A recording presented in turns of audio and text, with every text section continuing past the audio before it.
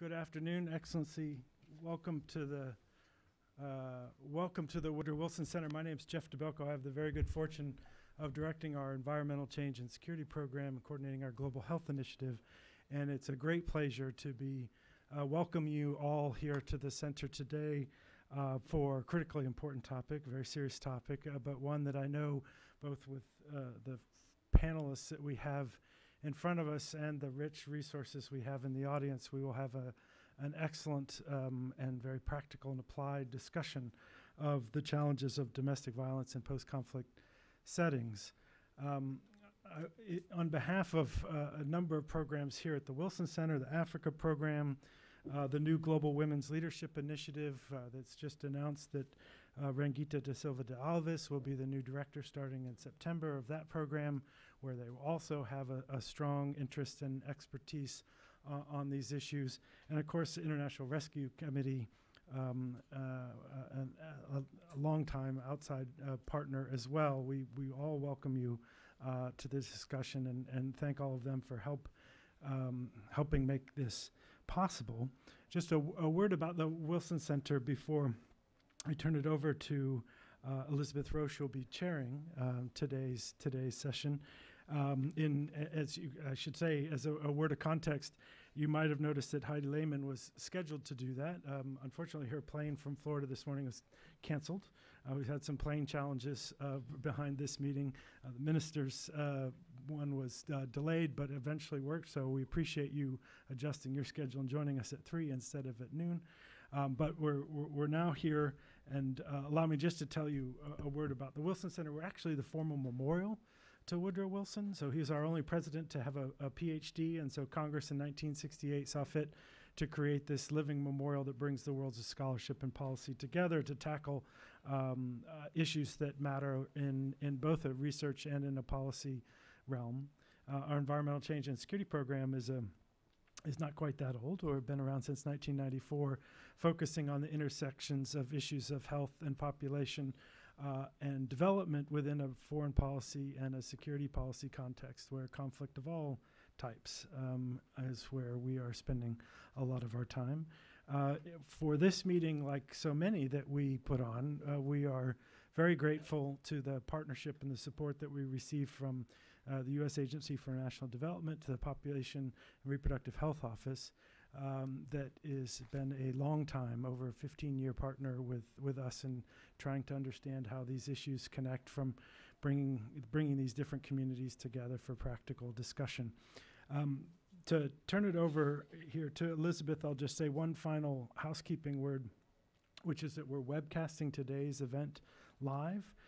All that really means for folks in the room is when we come to the Q&A period, we have microphones in the back that my colleagues will bring to you. Please use that and for your question so the folks online can hear it. And then for the folks online, if you're wanting to follow on PowerPoints, it'll be much easier if you open up the links that are just on the side of the page there, rather than trying to look behind the shoulder of our speakers here today. So I'll turn it over to Elizabeth from the International Rescue Committee, where she's a Women's Protection Empowerment Advocacy Officer. And again, warm welcome to the center, and look forward to today's panel. Elizabeth? Thank you. And thank you to the Woodrow Wilson Center for hosting this event. As was already mentioned, we were beset by not one, but 2 plane cancellations today. So a special thanks to our 2 panelists from Liberia who stepped off a 30-plus hour flight this morning and came straight here. So thank you both. And I want to thank you all for adjusting your schedules to talk about this important issue. We have a very distinguished group of experts here with us today on violence against women and girls. I will introduce them in a moment, but I just wanted to take 1 second to set the stage a bit and talk a little bit about why we're having this event. Why domestic violence? Why post-conflict? And why now? Domestic violence is clearly a global crisis. We know that 1 in 3 women will experience violence in her lifetime, and most often this is at the hands of a husband or a partner. And this is true whether it be in Minneapolis, Madrid, or Monrovia. We know that this has a devastating effect on the lives of women, their families, and their communities. But in countries emerging from years of war, domestic violence is especially acute. and at the same time, it is especially neglected. While the fact of domestic violence is widely recognized, the particular need to address it in war-afflicted countries is a little bit less so. When conflict enters the picture, I find that women's experience of war is often focused on one issue, and that is violence committed by armed groups. Yet that is not the totality of women's experience of war. In the last 4 years alone, 3 separate Security Council resolutions have been adopted on conflict-related sexual violence, landmark resolutions and real progress in our global movement to end violence. And a lot of attention has been mobilized to specific crises like Congo or Haiti or Sudan. But when countries stabilize, peace may come to the streets, but it doesn't enter the home, not necessarily. In fact, in post-conflict countries, sometimes the biggest threat to a woman is not a man with a gun, but is the person closest to her, her husband or her partner. Today we are going to hear from a panel of experts about why it is essential to bring peace home in the wake of war. They will talk about one context, West Africa, with a particular focus on Liberia, and highlight new research on domestic violence, initiatives that are underway to tackle the problem, and the ongoing challenges that we all experience trying to get more attention to this vital issue. And we'll get to hear a variety of perspectives from foundation to NGO to government. I'm pleased to introduce our first panelist, Pamela Schiffman. Pamela is Director of Initiatives for Girls and Women at the Novo Foundation, where she leads the foundation's work on empowering adolescent girls and ending violence against girls and women.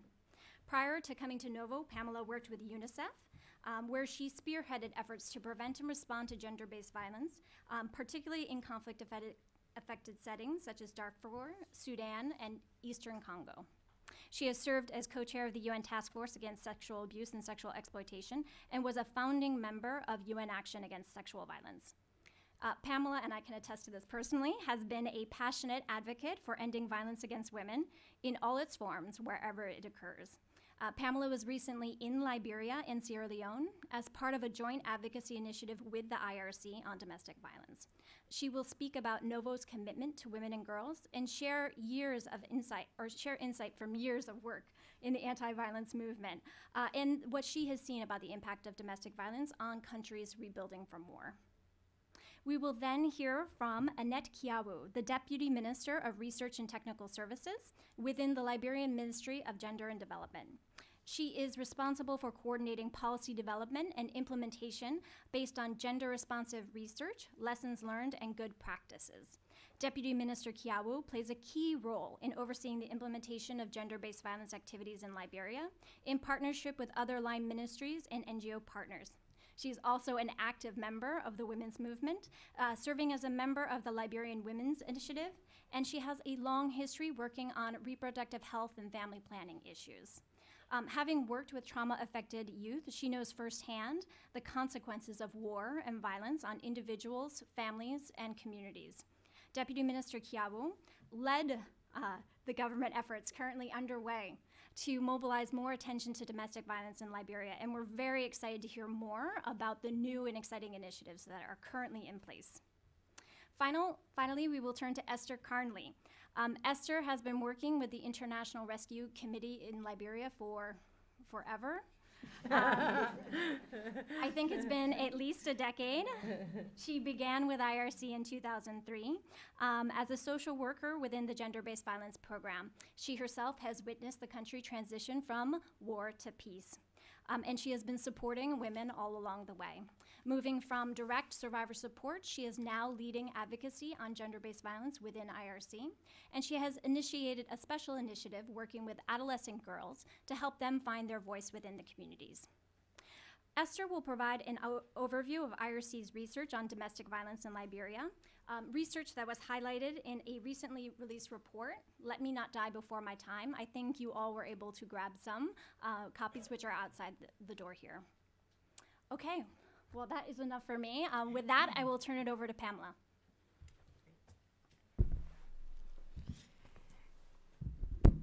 Thank you. Good afternoon, everyone. I am very honored and privileged to be on this panel today with Deputy Minister Kiawu, as well as Esther Carnley, and also Elizabeth Roche from the International Rescue Committee. As Elizabeth said, I was in Sierra Leone and Liberia as part of the Commission on Domestic Violence in West Africa in March, and that trip really reaffirmed for me the importance of addressing domestic violence and to shine a light on domestic violence in humanitarian situations. And I am just extraordinarily grateful for the leadership of the International Rescue Committee on this issue, as well as on larger issues of ending violence against girls and women. They really are just extraordinary, and I feel very grateful to be able to partner with them. So thank you, both of you. So I want to just start with a little bit of background on how the Novo Foundation came to focus on ending violence against girls and women. In 2006, Jennifer and Peter Buffett, the co-chairs of the Novo Foundation, were sent a fax from Peter's dad, Warren Buffett, letting them know that their very small foundation would soon be receiving funds worth approximately $1 billion. Quite a fax. And it was a fax. No, yeah, I don't think of faxing much anymore, but it was a fax, in fact.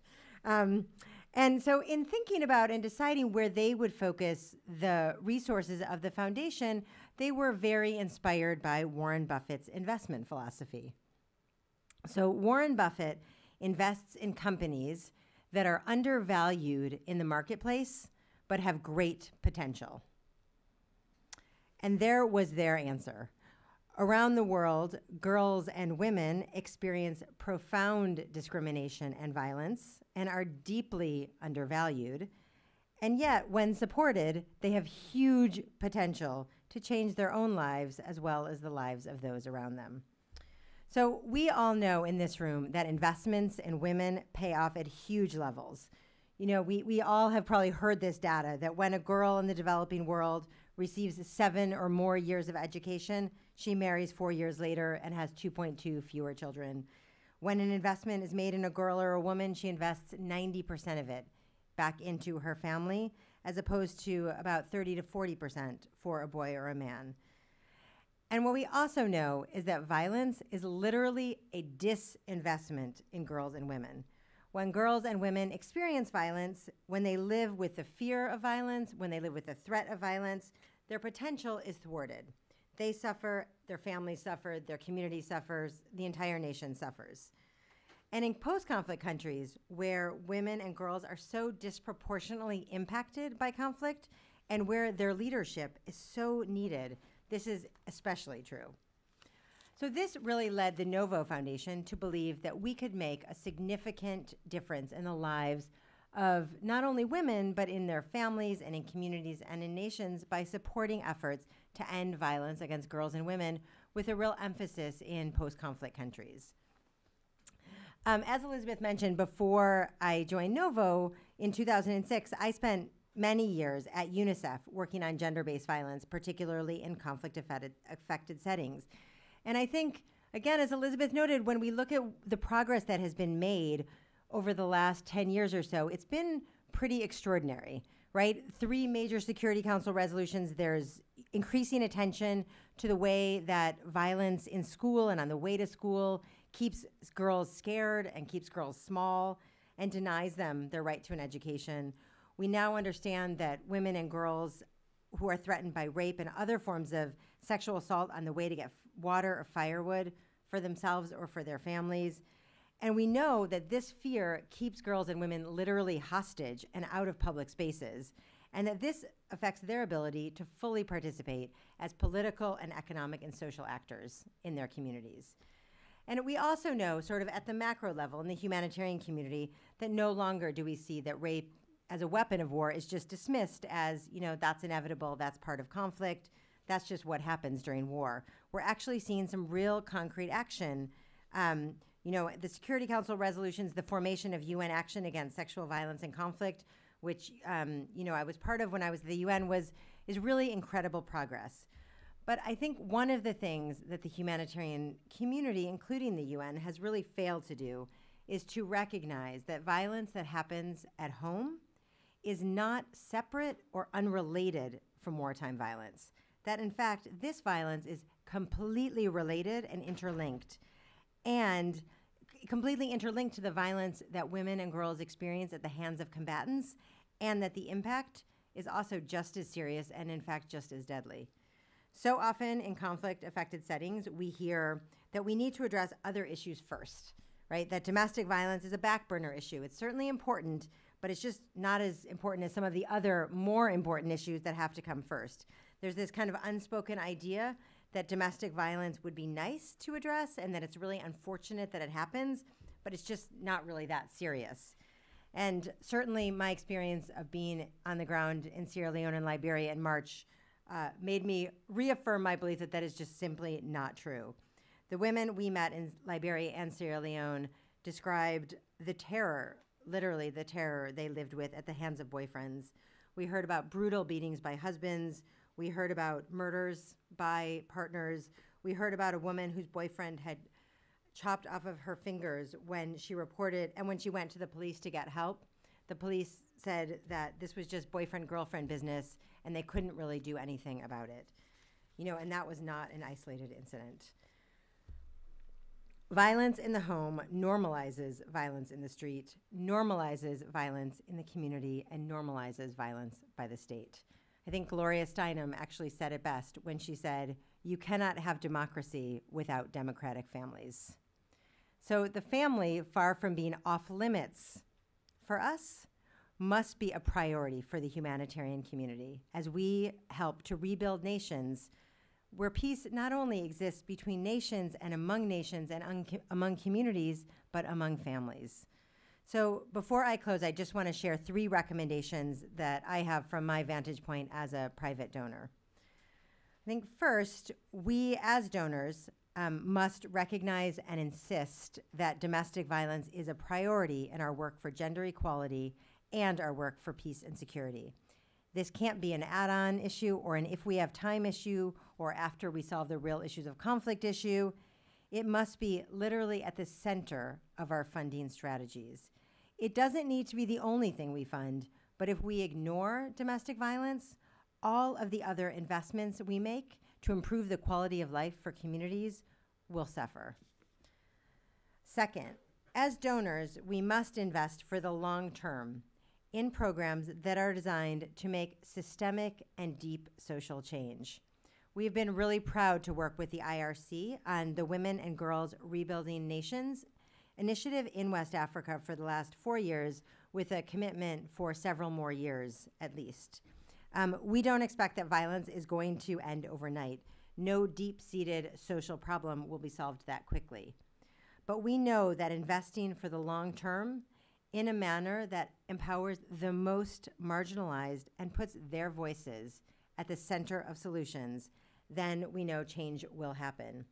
Quick fix, easy solutions like one-off trainings, one-off meetings that we all have probably seen in our work are never the answer. And third, we must put our money where our mouth is. So there's so much talk these days, which is really exciting, about how investing in women is smart economics.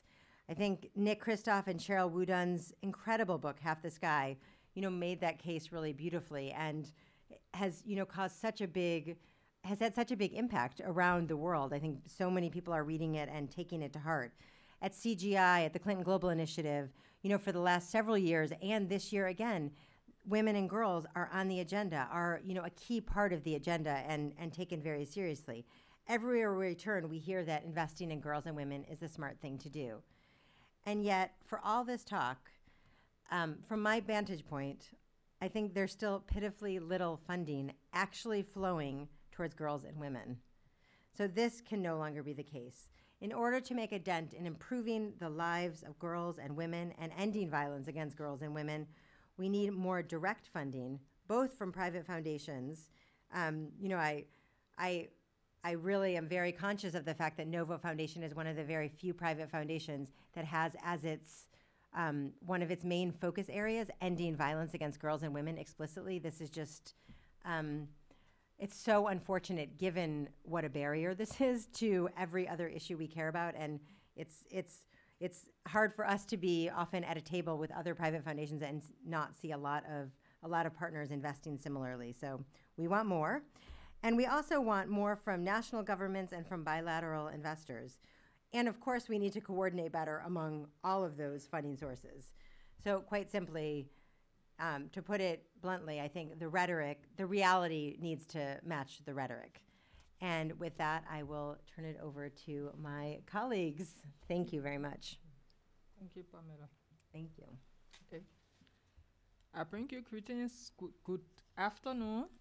I bring you greetings from the Minister of Gender Development and the Ministerial Family in Liberia. We would like to thank the organizers of this event, as well as IRC, for inviting the government of Liberia through the Ministry of Gender Development to make a presentation on domestic violence in post-conflict setting, as well as focus on the steps taken by our government, specifically the Ministry of Gender Development, to address the issue.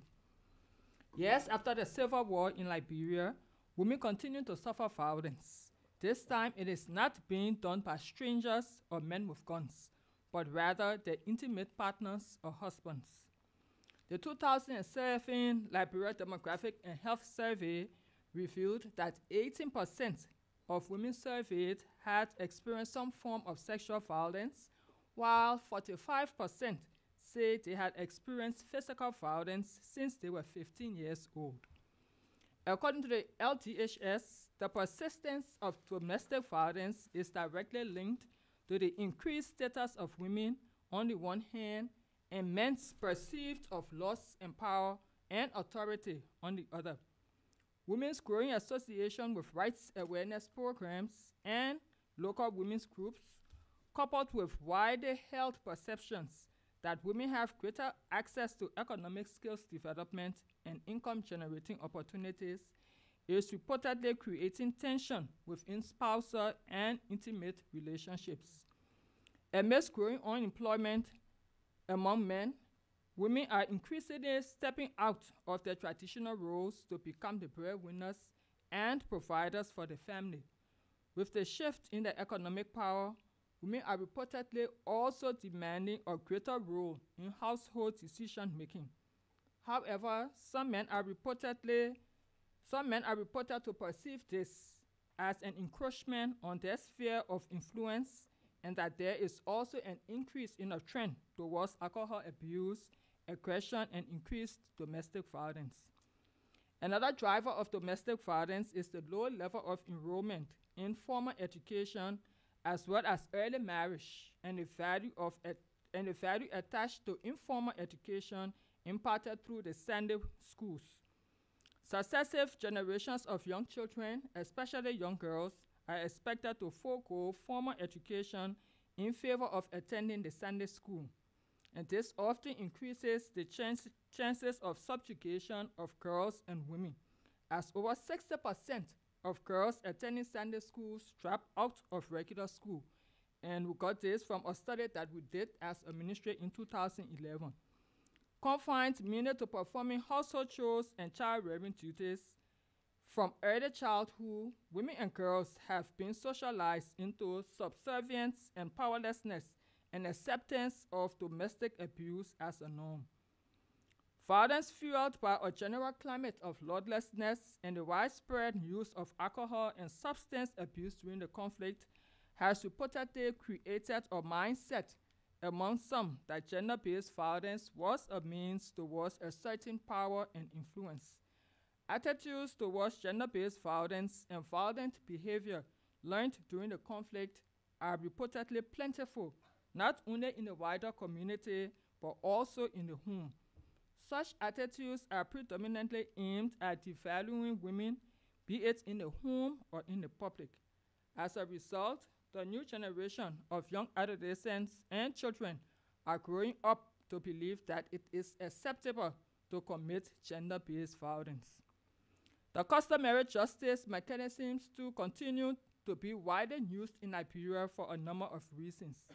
They are quick, accessible, and cost-effective, and remain socially and culturally relevant in the lives of most communities in Liberia.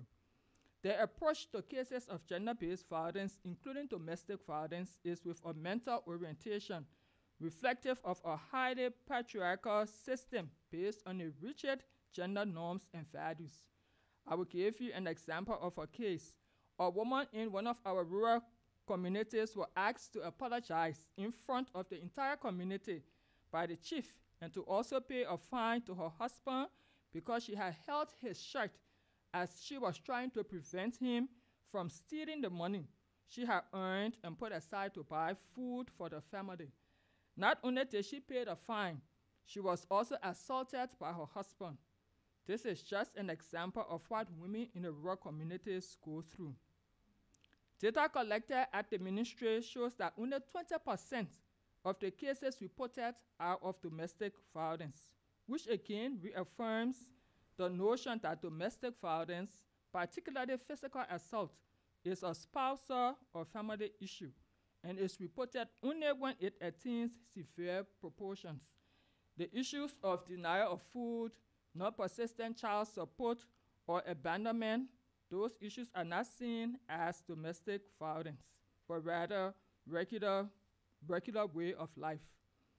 In most instances, if the woman decides to report, she is oftentimes convinced to return to the violent relationship. As a result, most women prefer to remain silent and suffer the trauma. This isolation also prevents them from taking part in the social and economic lives of their communities and prevents them from taking advantage of opportunities that peace presents. Evidence is from a recent study conducted by IRC on domestic violence in West Africa, which shows that domestic violence as a form of gender-based violence is a significant problem in Liberia, making women and girls particularly vulnerable to it. The high degree of impunity that is associated with the commitment of these crimes demands urgent attention. Now, what have we done as a country? Liberia has formulated a number of gender-related laws, policies, and action plans for the promotion of gender equality and the protection of the rights of women and children. And these include the revised rape law, the revised National Gender-Based Violence Action Plan, the National Gender Policy, the Children's Law, and the ratification of the CEDAW Convention, the AU Protocol, the CRC, and other human rights instruments. In spite of such a vibrant policy framework and the efforts that the government and its development partners have put in place to combat gender-based violence, GBV continues to go with impunity. In addition, we have established what we call an interagency GBV tax force. It's at the national and at the county level. And it brings together all partners who are involved in GBV-related activities to ensure the coordination and information sharing about GBV activities in the country. And the task force has a governing principle, which we say one leader, one team, and one program. And the one leader is under the umbrella of the Ministry of Gender Development. The one team is the coalition of GBV actors. And the one program is our National Gender-Based Violence Plan of Action. We've also set up a steering committee to develop a domestic violence law. And this came about as a result of the recommendation, one of the recommendations that came from the CEDAW committee, which mandated our government to develop the necessary legal framework to address domestic violence. And this committee is being chaired by the Ministry of Gender and is co-chaired by the Ministry of Justice. And it comprises of relevant government ministries and agencies, the UN system, international and local NGOs, and civil society organizations.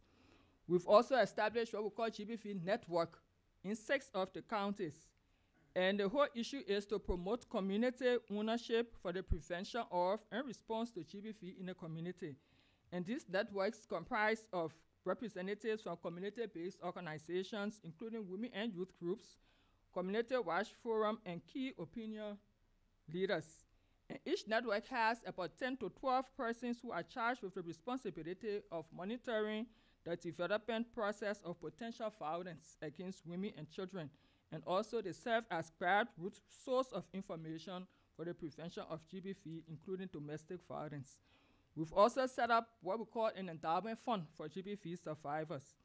And this endowment fund is to ensure the immediate needs of survivors, that if they want to pursue their cases in court, or if they need to get medical treatment because of whatever violence that has been meted up to them. And one case in point, there was a case of a lady, Ruth P., who was forced to join the Sunday Society. And she carried her case to court, and the charges that they brought on these women that forced her was kidnapping. And the ministry supported her all through her court case, and we also helped her to get relocated. After she won the case, she had to relocate because of security reasons. There's also another case of forced FGM of a young girl who was also relocated, and we made it possible for her to go to a boarding school. She went through her psychosocial trauma, she went through the counseling, and she's now at a boarding school, and she's doing very well. We've also constructed 7 safe homes and 5 psychosocial centers. And these safe homes are being used as short-term places where women who have been violated and their children can go to receive psychosocial services, and also for them to be relocated in the various communities.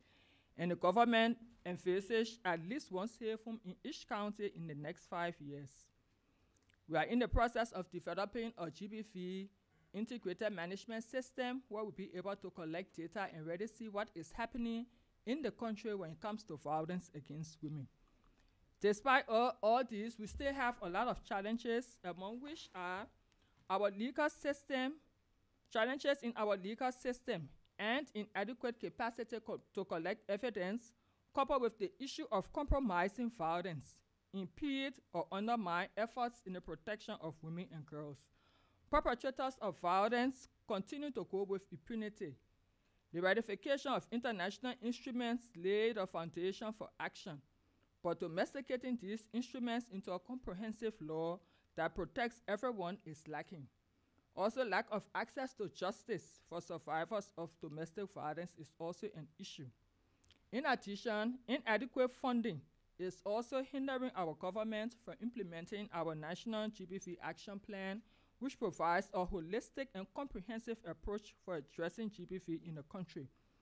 To conclude, we'd like to say that domestic violence is an urgent, acute, and pervasive problem in Liberia that threatens the lives of countless women and hinders recovery and progress in their communities.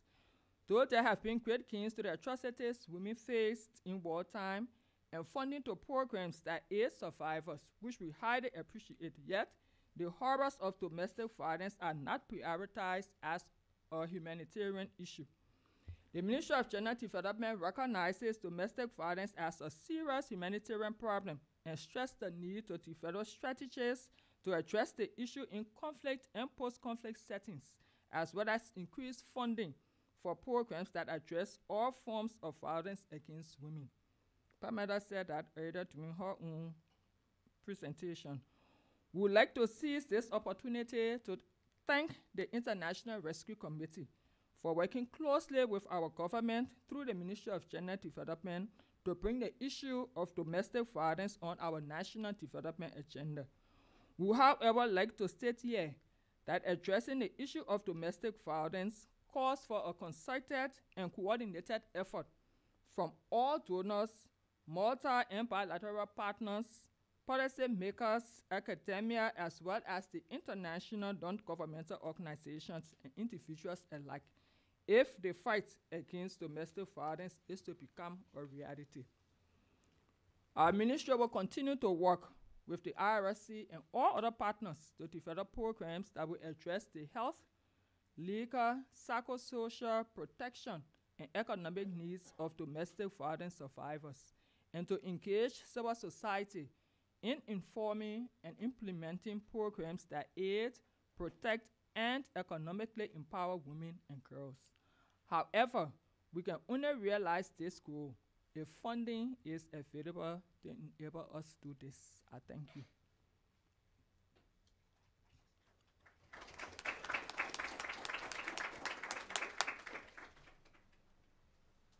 Thank you, Minister. I'm happy to be here today to bring information from the field, from women and girls of Liberia when it comes to the issue of domestic violence. I'm going to be doing a brief presentation on a research that was carried out, but my focus will be on Liberia. The research was carried out in 3 countries: Liberia, Sierra Leone, and Cote d'Ivoire. I'm going to focus on Liberia today.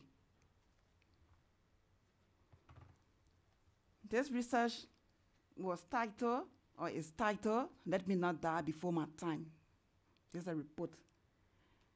And Liberia, we have gone towards greater peace, but yet still, women are not safe. Their hands are broken, they are beaten, and sometimes killed. And this time around, it's not men with guns or strangers, but men who claim to love them, their husbands and their partners. And where does our data come from? Our data comes from services we provide to survivors of gender-based violence and the research that was carried out, qualitative research.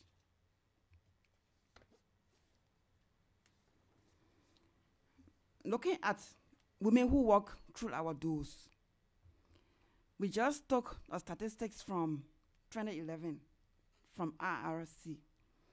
And this statistics represents just 3 counties in Liberia, and we have 15 counties. This statistics represent 3 counties in Liberia and from very few communities.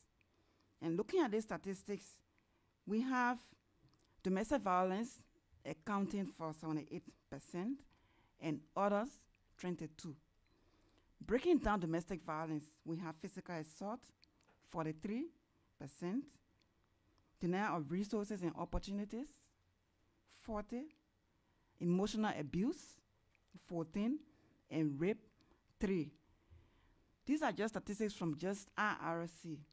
If we could collect information from other agencies working in Liberia, we could see the magnitude of the issue of domestic violence in Liberia. Indeed, more needs to be done in Liberia because women are dying on a monthly or the daily basis. We also thought that women walking through our doors, we couldn't get more information. We wanted to hear from women about their thoughts or their feelings about domestic violence. What do they think domestic violence really is? That's why we carry out this qualitative research. And we had questions during this research. I was part of the research. We interviewed people individually, and we had group interview. And some questions we had was, what do women see as the most destructive impact of domestic violence? What solutions do women want? What is the impact of war on women's current security? And this research helped us to hear from women who matter the most, not only women in the rural areas, but both urban and rural areas. And if you can see some of the quotes, some women say, whenever there was a girl, she said, whenever I came from school, because of jealousy, he doesn't want me to talk to anybody. One day, me and my classmates were talking at the house, and he called me to the field here. On the football field, he asked me, who is that boy there? And I said, he's my classmate. He said, I lied, and he started beating me right on the field. He beat me until I lost 3 of my teeth. That's just one quote. We have had series of incidents like this. Pamela talked about a woman whose fingers were chopped off. That was done to her by a man who claimed to love her, her own partner. He beat her brutally and chopped off her fingers. And in the process, she had a child for him. And she decided to maybe take this child and just show the child to him. He didn't even have mercy on that child. He chopped the child too. That's the man who claimed to love that woman. Indeed, domestic violence is a serious problem in Liberia. Women's views on the impacts of violence. When we talk to women and girls, they have different views on the impact of violence, domestic violence. One of them was dependence. We asked, why is it that women stay in an abusive home until she gets killed? And most of them say it's because we depend on the men for everything. To even braid our hair, we need money from the men. To buy our own clothes, we need money from the men. We don't have any money. We are not empowered financially. We depend on the men for everything. Because of that, we remain in that relationship and we get killed. So one view was dependence. Another one was isolation. Most of them say, whenever we are in this relationship and we have problem, our friends, our relatives, they all go far from us. We are isolated socially. We don't have access to services. We are all by ourselves. And indeed, we are grieving because domestic violence is not just one day thing. It has long-term impact. So most of the time we are isolated, both by our families and our friends.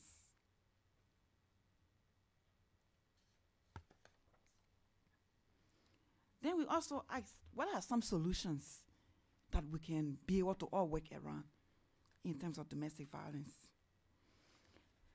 And remember, one of the impact they said was dependence. So for solution, they said financial independence. Women and girls said, if we are empowered financially, we are able to make decisions on our own. We would not remain in a relationship and get killed. One of them said, if only I have a skill where I'll be able to do something, learn a skill, work to get money. And she used Liberian English and said, men will not bluff me. It means men will not look down on me. I will be empowered to do everything for myself. That's why the photo you see out there, this is in one of our rural communities where women don't have access to electricity, but they use the lanterns to be able to go to school, learn the basic literacy and some skills to have financial independence. And they also say they want men to change. You know, women really, they want many options. So they say they want men to change. Now, if one of these men can change his behavior, then we'll continue this relationship. That was one thing they said. So there are so many options they want. They want financial independence. They want a man to change his behavior. And then they will continue to live together as partners. And again, they said, but if the man is not willing to change his behavior, it's better we live far apart. I don't want to stay in the relationship and die. If he's not willing to change, it's better we stay apart. We go to court, and then we go apart. Let me not stay in the relationship and die. So those are several options that women really stress. And they also want financial family support. Again, when we talk to them, they say, okay, if the man is not willing to change, he has to take on his responsibility as a man in a home. Most often, women who experience domestic violence in Liberia, their husbands or their partners will sometimes walk out of the home, leave the children with the woman, and she will suffer to bring the children up. So now, they are saying, if the man cannot change, and we cannot live together, he has to make sure he be responsible for his children and other things in the house. And they also stress that they want men to be accountable for their actions. They want some of the women, especially those with severe injuries, want their husbands to be accountable by the police and court. In Liberia, whenever a woman has been abused by her partner and she went to the police will tell her, okay, you have money, that's why you brought your partner here. So come and spend some money. So because of that, it is not taken serious. is considered as a private matter. And indeed, it is a primary concern, but it's being considered as a private matter. Go back home. Go and settle it. That man is your boyfriend. He's your husband. Why did you bring him here? So women are saying they want men to be accountable for their action. The police should take action against them, and even in the court. But right now, that is not happening for women and girls in Liberia. They go to court, they tell them, go back and settle it home. That's your husband, that's your own private business. Go back home. And we also wanted to hear from women. What do they want and what do they receive? And we also heard from them that they want ongoing support, counseling, and services. But we as agencies, what do we give them? We give them one-time health service that focuses on consequences of rape. In Liberia, a lot has been done around sexual violence. We have Criminal Code E that is responsible to prosecute all sexual assault cases. We have hotline for sexual assault cases. We have health services, but domestic violence continues to wear a veil in silence. Nothing much is being done about it. So women want ongoing services. They also want options, a place to go, supportive families and communities, financial independence. But what do they get? Restrictions, lack of control over property and resources, children. That's why, again, they remain in the home until they get killed. They want police response that addresses prosecution and protection. And what do they receive? Incomplete or insensitive police responses. That man is your husband. Go back to him. Or do you have some money? Come and spend the money. So the women told us, because of that, I don't have money. I don't want to go to the police. I don't want to go to court. Because if I go there, they will tell me, go back. That's your own family issue. It is not a criminal issue. Go back home and settle it.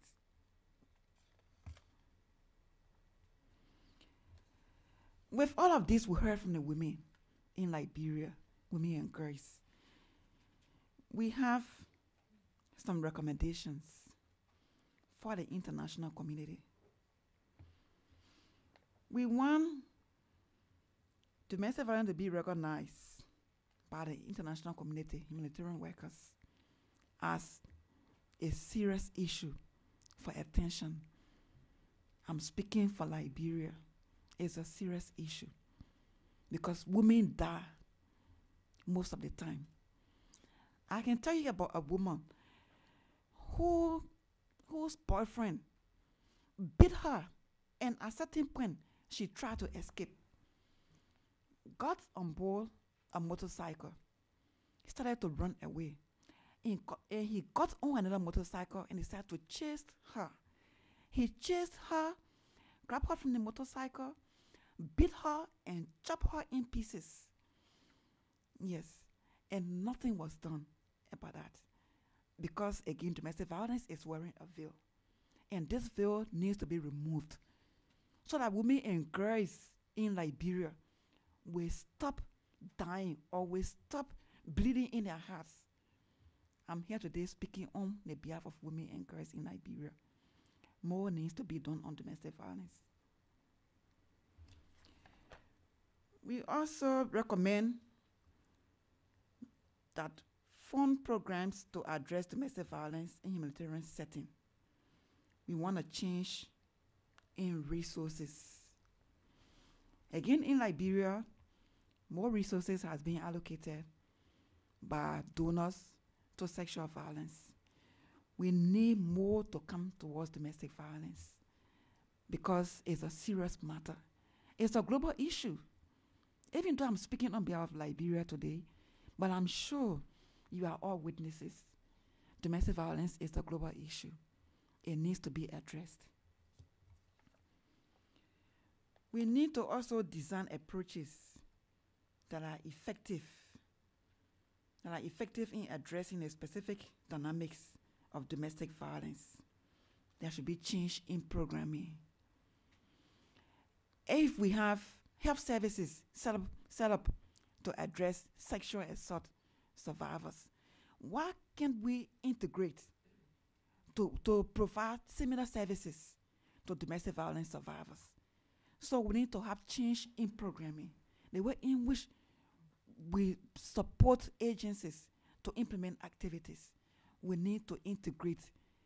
Let us have something to cover even domestic violence, because indeed it is a violence against women and girls.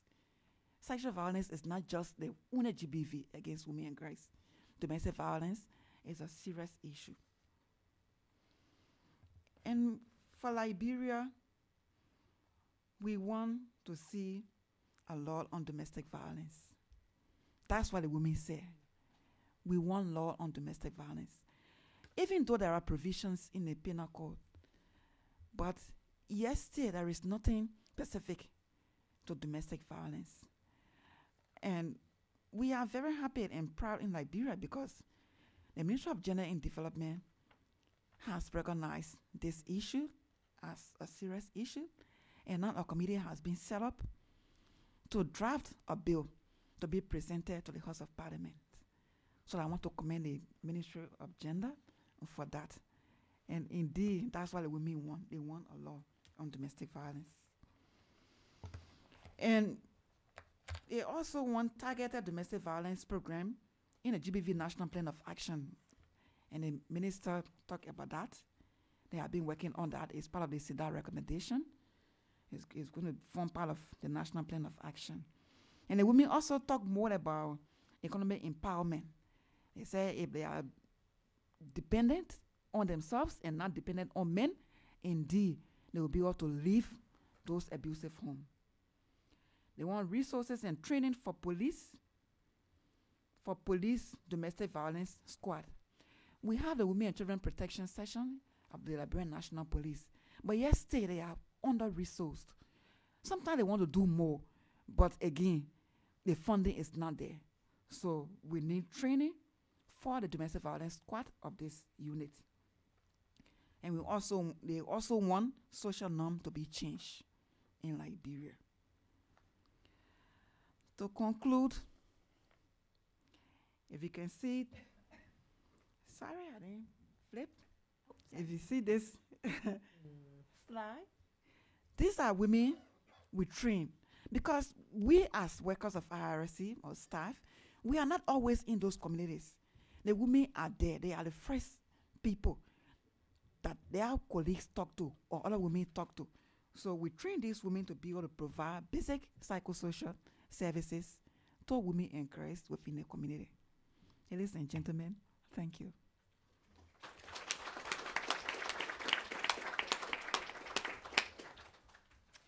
I just want to quickly say thank you to all the panelists. Those are certainly some very sobering stories. And, you know, every single time I hear these stories, I think it's just so crystal clear about the need to address domestic violence.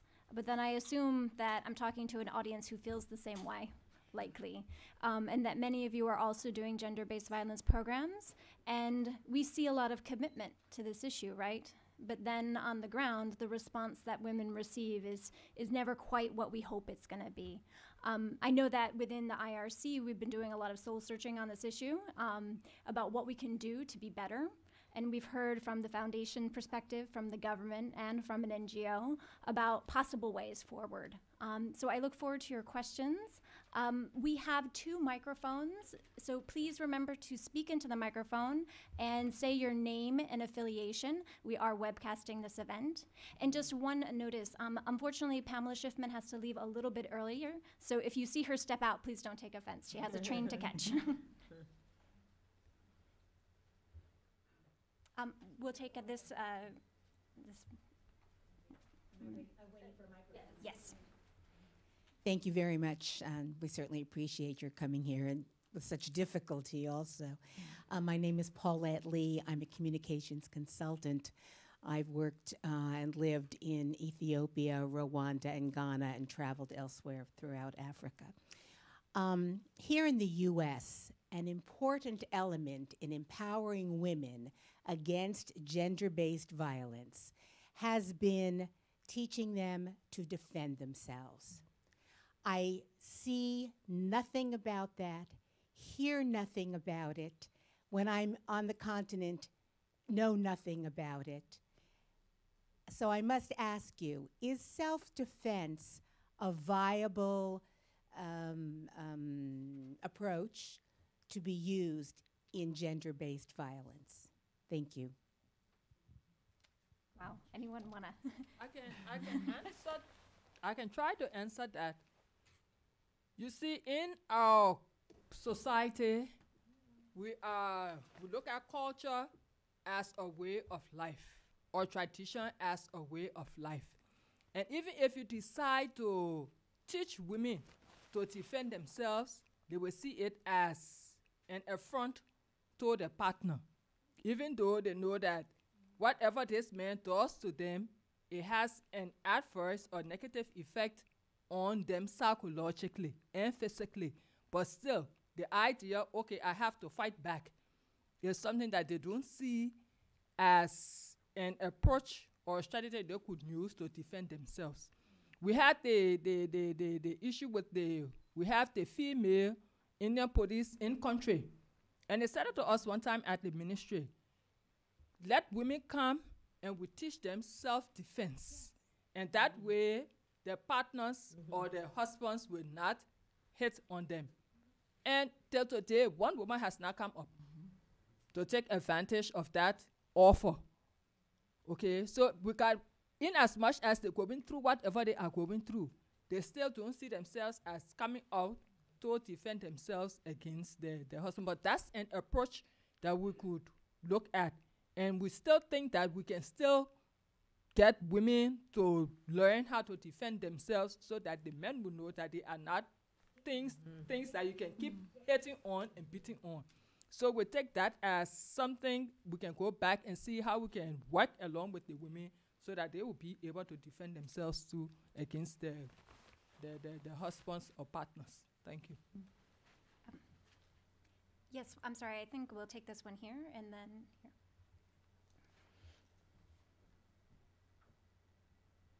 My name is Maria. I'm from Russian International Affairs Council, and I was deeply touched, and thank you so much for the presentation. And my questions might be a little bit naive, so please, I'm sorry for them. And why these women marry such men? And what is the marriage age there? Why don't women first graduate from schools and receive some level of education that just let them defend themselves? How does the government actually make sure that the adopted laws mentioned by the minister are actually implemented at the societies? Thank you. That actually doesn't sound like a naive question at all. Wow. Esther, did you have some thoughts on that? Yes. You were asking why women married those men. Culturally in Liberia, women were not educated. Women were always kept in a house. Even those who managed to acquire some form of education, they were just asked to remain in a house. So that created some dependence on a man. And it's only right now the president has tried to encourage female education. Now she has free compulsory education for primary. But initially, women or girls were not going to school. That was the culture. They were supposed to get married, stay in a house, and born children, take care of the children. So that's the culture. But for now, it's like changing. Girls are now going to school. Women are looking out for opportunities to empower themselves. Things are changing a bit. Yeah. But even with that, like I said in my presentation, once the women begin to be empowered, the men see it as an affront to them. Okay? Why should a woman be able to earn her own money? Why should she be able to read and write? Okay? And once he feels that way, that she is coming in his own space, he sees her as you know, the masculine power in him. It comes out, and he sees the woman as something that he's supposed to be hitting on. But like Esther said, some women have begun to go to adult literacy school. They've begun to send their children to school. Even some women, like I said in my presentation, the Sunday school, okay, has been one area where it has had some adverse effect on the upbringing of the children, because at an early age, they had to go to the Sunday school. Right after the Sunday school, they got married. And whether you wanted to marry that man or not, once the man told your family, this is my wife, sometimes even when the women were pregnant with the children, the man would say, oh, when you're born, and if it's a girl, she is my wife. And then they start to bring up that child. And if the girl gets married at an early age and she doesn't like the man, obviously it brings about violence in the home. And how can she get out? If she goes and reports it to her family, they will say, no, go back. That's your husband. And then she remains in this marriage. The children grow up seeing what is happening between the mother and the father, and they go through the same thing. So, but it's now that some women are saying, no, I will not send my children to the sandy bush. And even if whatever economic empowerment programs I've gone through, if this man continue, I can get out because I know I can depend on myself. But once they see themselves as being dependent on their partners, I mean, they just remain in there, which is not right, okay? So with some of the programs that we have, we try to sensitize them. Even some of the men that get mad with us, oh, you are letting our wives stand up to us. And it shouldn't be that way. So how can we balance both? So some of our programs, we bring the men on board so that they will understand that the woman should be your partner, and both of you should work together. IRC has a good male involvement program where men in the communities are there conscientizing and creating awareness with other men so that they can understand that the opposite sex is your partner and that's somebody that you should continuously hit on. So I'm sure gradually we'll get there, and then the women will begin to understand, and the men and boys will know that the opposite sex, both of you are supposed to work together and see yourselves as partners and not as enemies. Just if I could add one quick thing. I think while we've been talking today about Liberia and about post-conflict situations specifically, I think it's important to contextualize, as Elizabeth did a bit in the beginning, that domestic violence is truly a global problem, and it affects literally every country, every culture. It transcends race, class, culture. We just saw, we see in the United States huge levels of domestic violence remaining in all around the world. So while there are particularities in each place which may make women and girls more vulnerable, we know that actually, part of the challenge everywhere, I think, as the Deputy Minister was saying, is really, instead of thinking about why women find themselves in these situations, is to flip that and say, why are so many men committing violence? How do we, get ahead of this problem and create a society in which so many men don't think it's acceptable, and it is not acceptable to commit that kind of violence in every country of the world? I think we had a question right here, and then I'll turn to the back a little bit. Yes. Hi, thank you so much. My name is Mindy Reiser. I'm vice president of an NGO called Global Peace Services USA. I wanted to ask more about the role of the church in giving men the sense that this is not what the divine force, call it what you will, has meant for relationships between men and women. You can certainly look at the relationship between Adam and Eve, that Eve was created from the womb, the rib of a man, and however, that interdependence. And also, have you tried anything, again, I understand Liberian culture is not Swiss culture or American culture, with men's groups. You talked a little bit about men's programs. I wish you could tell us more. And one final thought in terms of the role of physicians and nurses. Have they been able to intervene and talk to the men when they see them? Because men are subject to violence by other men, and begin to get them to rethink violence as an answer to conflict. And also if nurses have been able to give the woman some counsel in terms of resources. Thank you for those questions about the role of the church and health practitioners. Esther, please. Yes, let me start with the men's groups. Initially, when we started working on GBV issues, we talked to women, and then the women came and said, okay, you talk to us every day, and when we go back home, we go and meet fire. Can you also talk to our men? And then we brought about the male involvement program.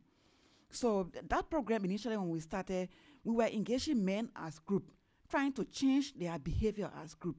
Again, we realized that working with men as group to change their behavior, it was a bit difficult. So we changed the method. We decided to deal with men to change their behavior as individuals.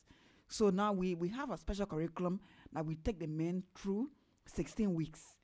Within those 16 weeks, men learn about violence and then learn about relationship. And I think that is helping. So what we are also trying to do now is to establish some of those men's dialogue groups with community leaders and religious leaders. Because if we talk about the church, when the church is preaching, they talk about the man is the head. The man is the head. They don't talk much about men loving his wife. So that's the problem. If you stress that indeed, men love your wife. If you love your wife, you won't beat your wife.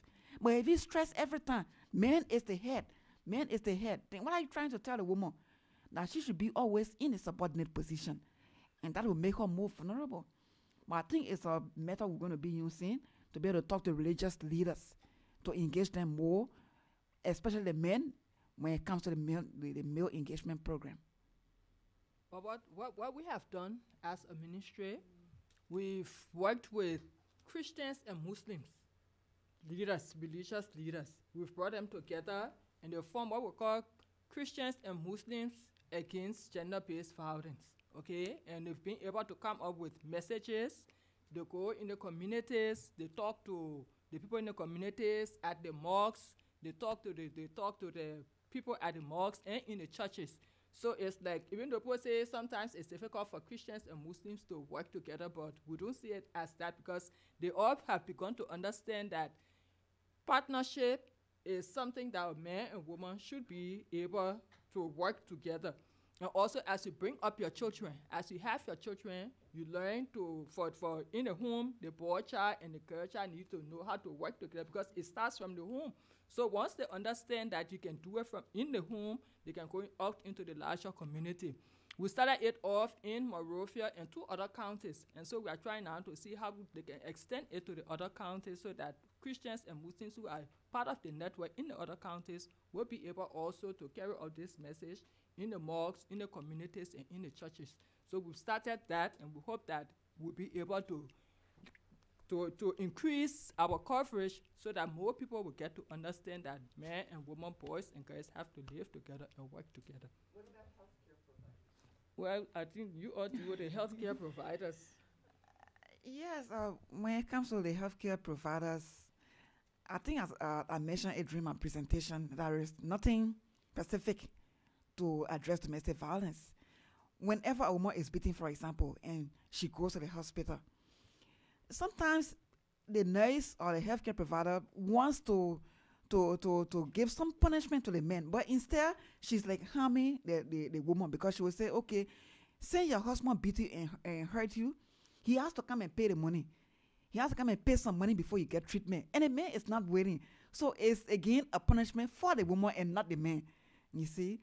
So that's a problem, seriously, but we are working with them to make sure whatever they are doing for sexual violence, it should also form part of domestic violence survivors. Yeah. I'm sorry, you have the mic already, please. Yeah, thank you. Go ahead. Okay, Dave Rabinowitz.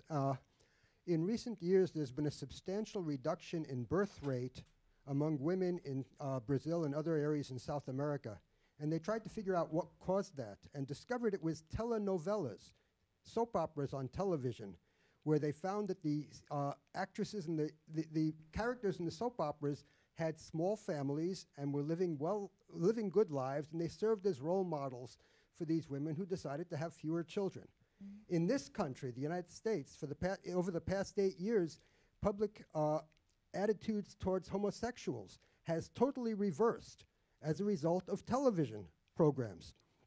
And I was just wondering if anybody's looking at using television programs to provide role models and behavioral models for women and men.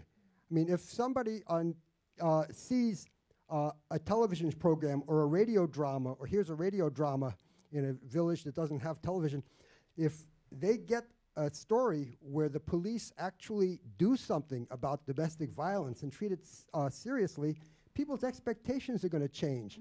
And maybe things are going to change completely. People won't put up with business as usual. Is anybody looking at that? Because that's probably the most cost-effective way to change attitudes.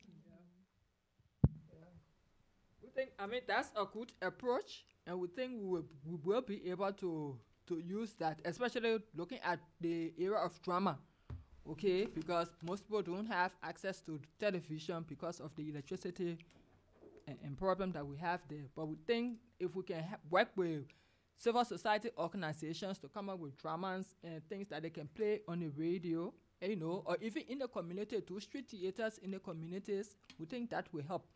So I'm sure we'll be able to work, if not with IRSC, but one or two other organizations that are there, and see how we can come up with those dramas that would depict the messages, ensuring that people try to understand the partners and for them to live together. I think that's a good recommendation, and we'll note it and see how we can work around it.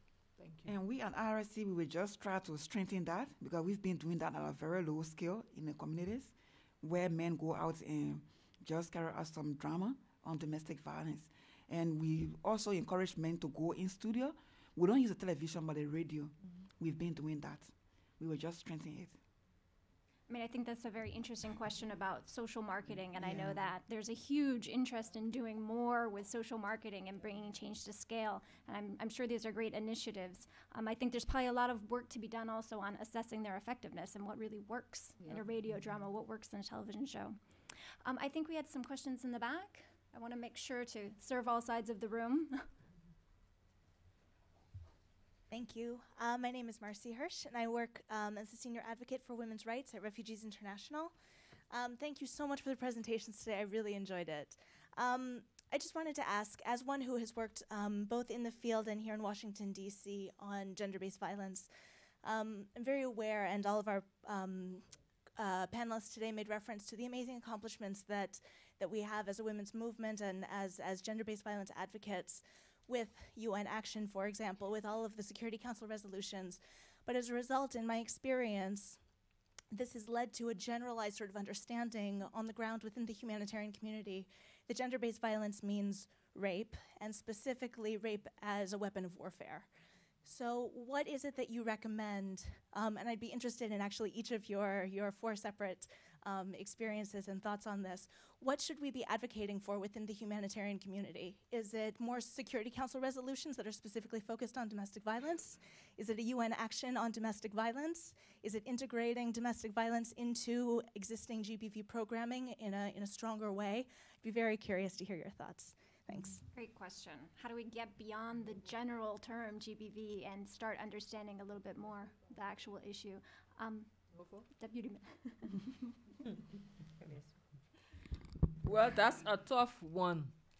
But I think we can let domestic violence stand out instead of letting it be buried under GBV. And I think it's because we look at GBV, and most times when we talk about GBV, we only look at rape instead of looking at other forms of GBV. And now we hope that if we should go through the development of our domestic violence law, we hope that it will be something that will have some effect on our programs in our country. Because if we make the law, we are sure that we'll be able to work to ensure that we implement the law when it comes to domestic violence. It's because we don't have anything.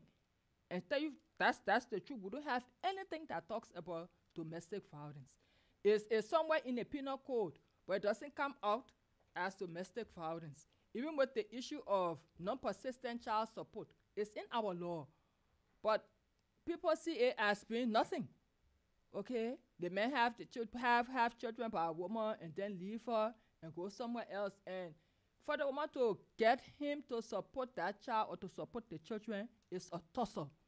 Even if they go to court and he tells the court, oh, I can only pay maybe $5 Liberian, which is nothing, or maybe $100 Liberian a month, and that's it. And so that woman has to fend. She has to work. Sometimes she even has to send the children out to sell. Okay? And for us, that's against the law. Child labor or child abuse, whatever we call it. But because the woman think that she alone cannot do the work, so the children will have to go out there to work. And that has become an issue too in our country. Okay, the president, we've been trying to see how we can work with other organizations to ensure that these children do not go on the street to sell. How can people begin to support their children?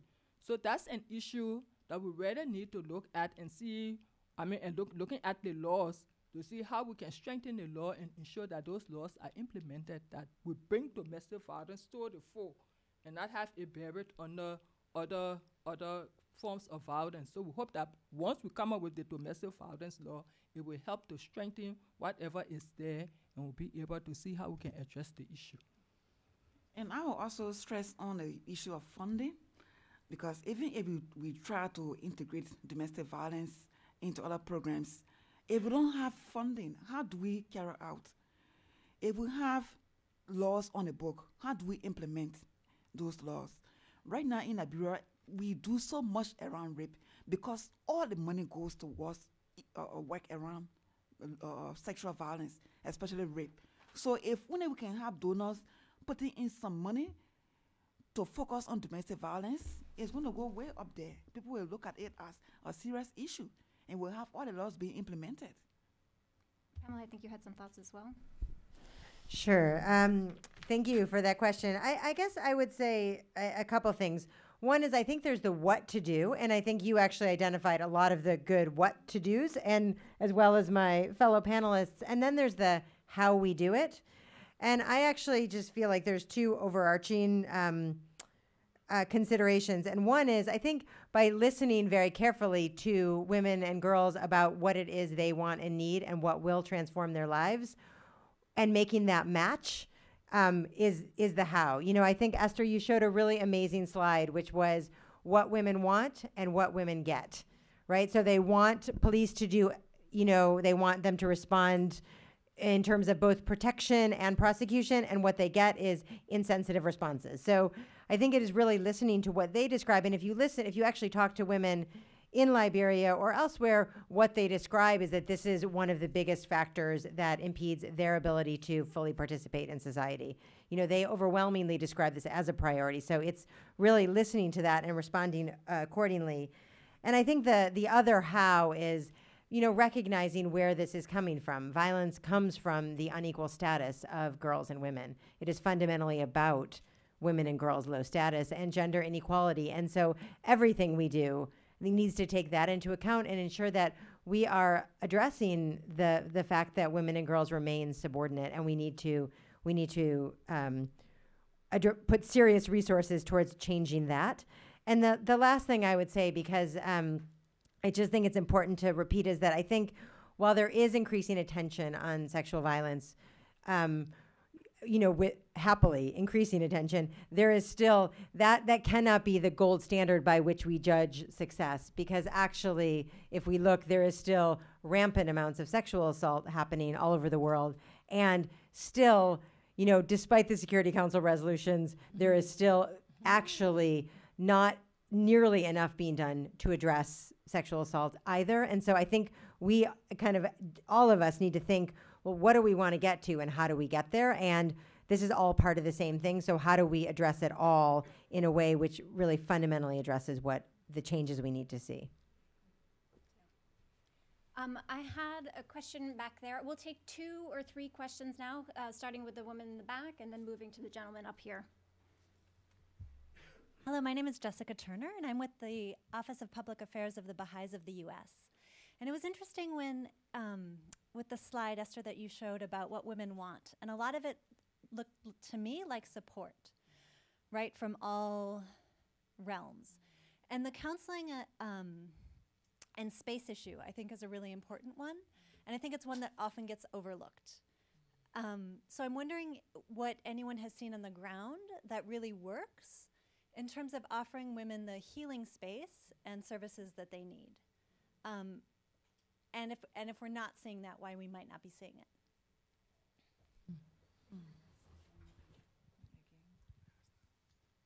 Please go ahead. Sorry. My name is Terry Makuka. I'm with the American Jewish World Service. My question is, I wanted to find out if you have any successful stories on programs that work with women with disabilities in addressing gender-based violence, that I can actually point some of the groups that we support in the Southern Africa region. Thank you. So, just to recap, a question about what works in fact with safe spaces on the ground. What are effective approaches? And then also, how do you successfully reach women and girls with disabilities? Esther, would you like to kick us off? Okay, maybe the first question. You talk about safe spaces, and during my presentation, I actually said what women get from us is just short-term counseling. Right now, we don't have a safe space for domestic violence survivors. Spaces we have, they are just for short time. And domestic violence, the healing process is long time.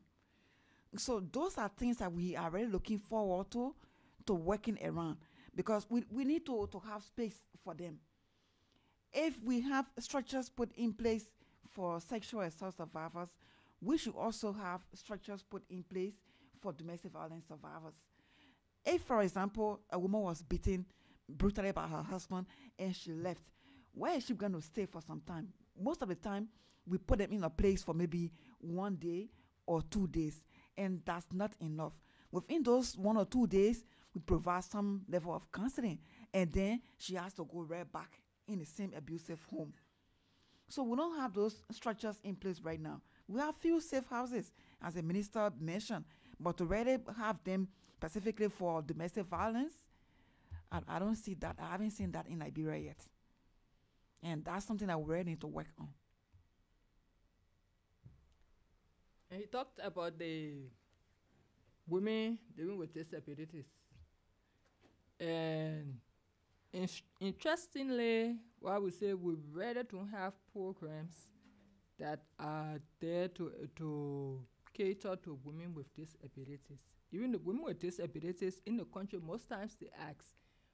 We look at women issues, and we know that the women with disabilities have their own peculiar needs. But you don't find many organizations in the country that are catering to women with disabilities, and that's a serious, serious issue.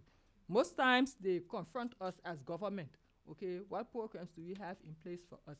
But we really do not have programs in place for women with disabilities. And I think that's an area that we really need to look at, because they too need to be catered to, okay, and we hope that we could have some organizations that will come in to help to come up with programs that will be able to address the needs of women with disabilities. Even with the issue of women going through domestic violence, the whole psychosocial aspect, you hardly have organizations who are even supporting, coming up with funds to support women to go through that healing process. Most times, people don't want to put any funds into psychosocial counseling. We know that psychosocial counseling is not something that you can do for 1 week or 2 weeks. It's a process that you have to follow up and follow up and follow up to see some improvement in the person. But we don't have people that will even support us to come up with those programs that will sort of address the psychosocial needs of women who have gone through some form of violence. And that's an area that we really, really need support for. Sorry. No. So I said, so if we could have some partners or some donors that will help to support that aspect, that would be fine. We know that the Carter Center came and helped to develop a psychosocial training manual. Okay, but that's a training manual. But what are those programs that are there that women can benefit from when they have been violated. So that's something that we need to look at too as a country. Thank you.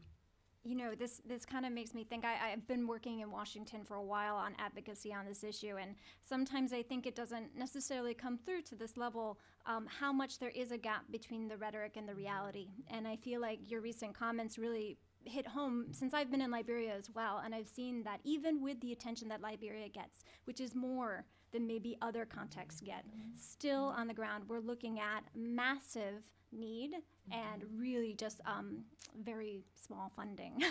So it seems to me to just point out that challenge once again. Do we have another 2 questions here in the middle and then back towards the left? Thank you very much for this very informative talk. I'm Susan Pierce, and I'm on the sociology faculty of East Carolina University, and I'm here at the Wilson Center for a fellowship this summer. I'm curious, 2 things I wonder if I could ask about. One is, in your interviews, did you get a sense of how the experience of civil war impacts the situation today of domestic violence? Like, what is the connection? Are there any connections there?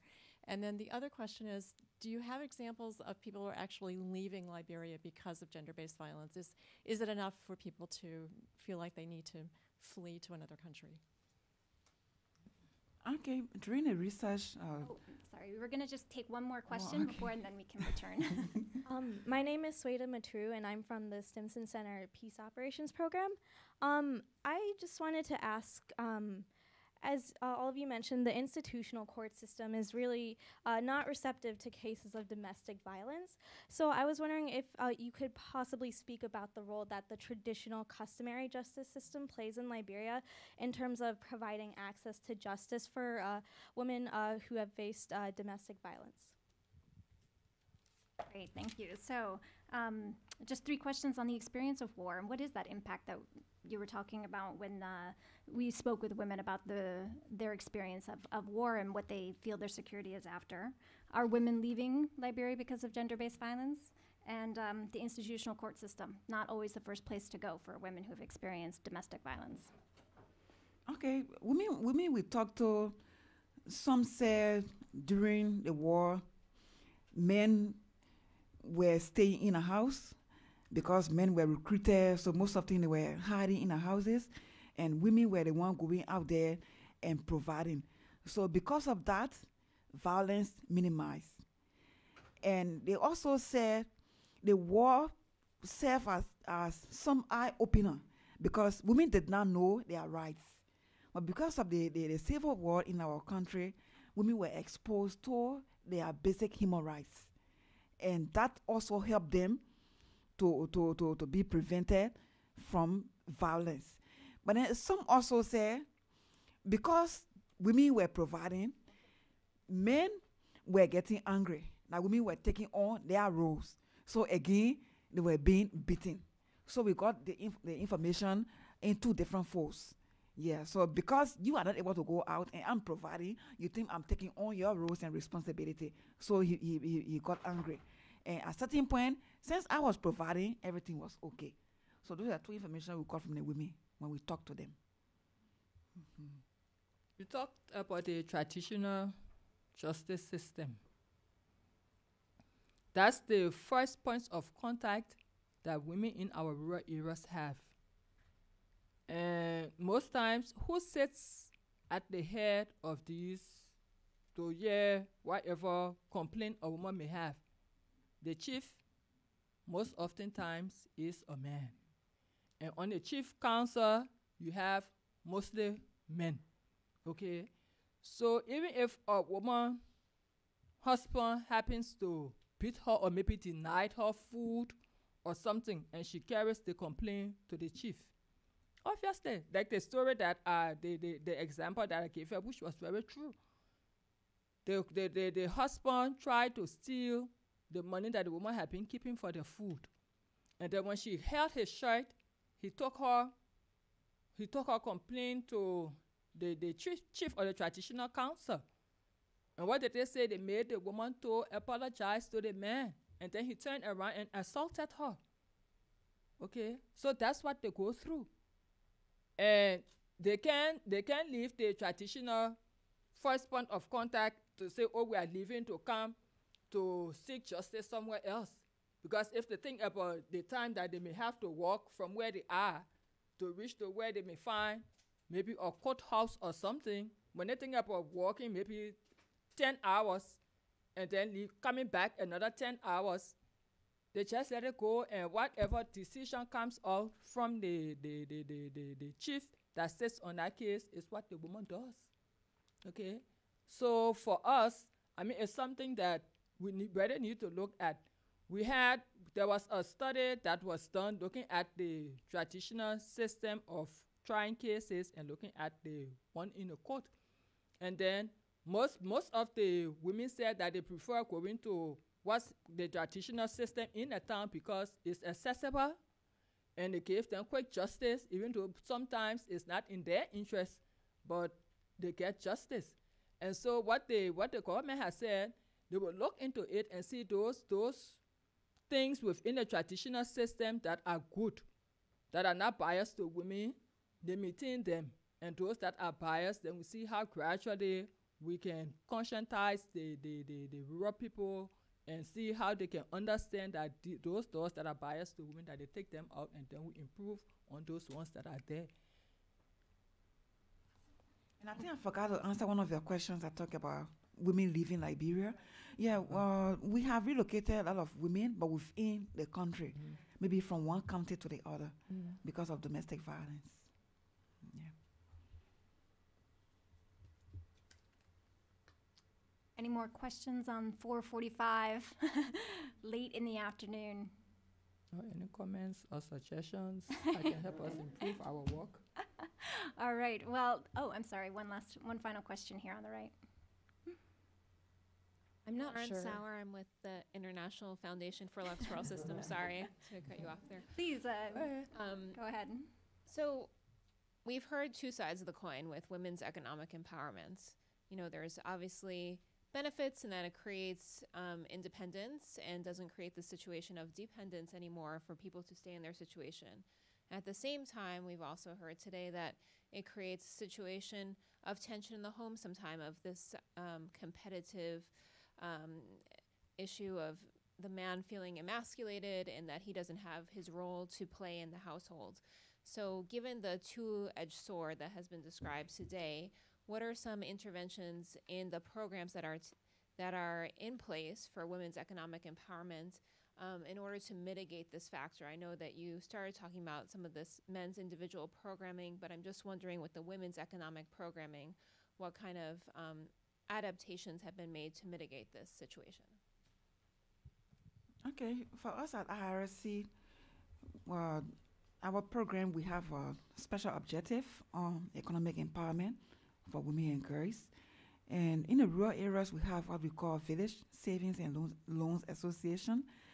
That the women are able to save little money, and they are taught how to control their own money. And within that program, they also have discussion with their spouses. They have discussion group series with their spouses on the role of partners within a home, on decision making. So that is also helping, coupled with our male engagement program. I think we had a final question up here on the right. My name is Heather. I am a student, and I'm currently studying women's health in disaster and crisis situations. And I'm not sure whether you would know the answer to my question or not, but I was curious if you had any information on the prevalence of the type of domestic violence or the amount of domestic violence and the actual changes that occurred during a time of crisis versus immediately after a crisis versus, say, 10 or 15 years after a major crisis situation when the country has reached some sort of a stabilization. I don't really know whether we have real statistics. Like I said, when we did the Liberia Demographic and Health Survey in 2007, the results said that 18% of the women had experienced some form of violence, while 45% said they had experienced physical violence since they were 15 years old. Now, the statistics that we are getting at the ministry, only 20% talk about domestic violence because people still are not reporting, okay? And probably they are not reporting because maybe there is no support group or they don't get redress or whatever. So they are not reporting. You see, so for us to really put our hands on real statistics when it comes to domestic violence, what we get is just a tip of the iceberg. And we're hoping that if we set up the GBV integrated management system, maybe we will be able to get the report on other forms of violence. I mean, that is if people will report it, okay? Because if they don't report, you can't do anything, even though we know it's happening. But whatever we're getting is just a tip of the iceberg, and we know there is domestic violence all over in Liberia because just the issue of non-persistent child support, that is creeping up in our society, okay? But people don't see that as domestic violence. So for that reason, they had a report only once in a while. We have people coming in to report that somebody is not supporting their child or even denying a child from going to school. People don't see that as domestic violence. Okay, so until we can continue creating the awareness and educating the people to know that these are all various forms of violence and those are domestic violence, then probably we'll be able to put our hands on the numbers or so, looking at how often people come to report these things. But people hardly report them. All right, well, thank you all for coming today. I want to give another special thanks to our panelists. Just to share that I've been in Liberia recently and women were talking very vociferously about this issue, so I want to thank you for bringing their voices here to Washington. Thank you.